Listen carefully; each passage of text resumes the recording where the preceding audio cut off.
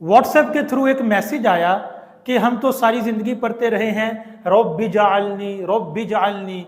तो एक तस्वीर भेजी गई और कहा गया कि देखें इसमें तो लिखा हुआ है रब्ब जाअलनी। तो आया रब्ब जाअलनी क्या गलत लिखा हुआ है या सही है गलत है, इसके बारे में आपसे वजाहत दरकार है।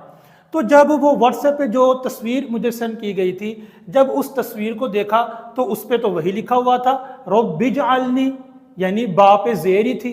तो अब सवाल ये है कि जिस बंदे ने मुझे वो तस्वीर सेंड की उसने ये क्यों समझा कि बा पर ज़बर है ज़ेर नहीं है।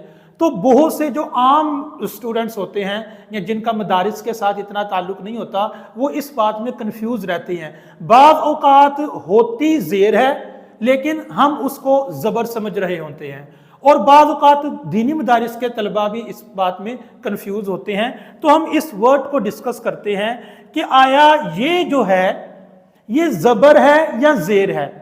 तो बाज़ ये समझते हैं कि ये ज़बर है क्योंकि ये बा के ऊपर है, तो ऐसी बात बिल्कुल नहीं है। ये अगरचे बा के ऊपर है लेकिन ये ज़ेर ही है। और ये वीडियो आपने ज़रूर शेयर करनी है ताकि हमारे सब मुसलमान बहन भाइयों तक ये बात पहुंच जाए और वो पढ़ने में, अरबी पढ़ने में, दुआएं पढ़ने में किसी किस्म की उनसे मिस्टेक ना हो। तो अब आया हमें कैसे पता चले कि ये ज़ेर है या ज़बर है। तो एक बात याद रखें कि अगर ये हरकत तशदीद, इसको तशदीद भी कहते हैं इस डब्ल्यू को, और शद भी कहते हैं, अगर ये हरकत शद के नीचे हो तो हम इसको ज़ेर ही समझेंगे।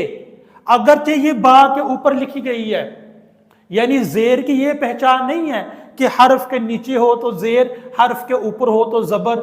हर जगह ये पहचान नहीं होती, बल्कि अगर कहीं पे तशदीद हो तो आपको देखना पड़ेगा कि ये जो हरकत है ये तशदीद के अगर नीचे है तो ये हरकत होगी ज़ेर, और अगर ये हरकत तशदीद के ऊपर होती तो फिर इसने होना था ज़बर।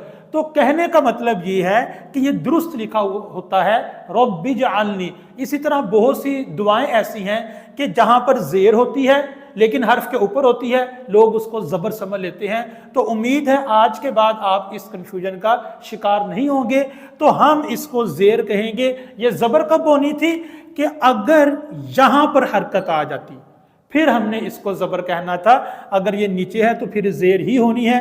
उम्मीद करता हूँ आपको ये लेक्चर अच्छा लगा होगा। इसको शेयर ज़रूर करें। अस्सलामु अलैकुम व रहमतुल्लाहि व बरकातुहू।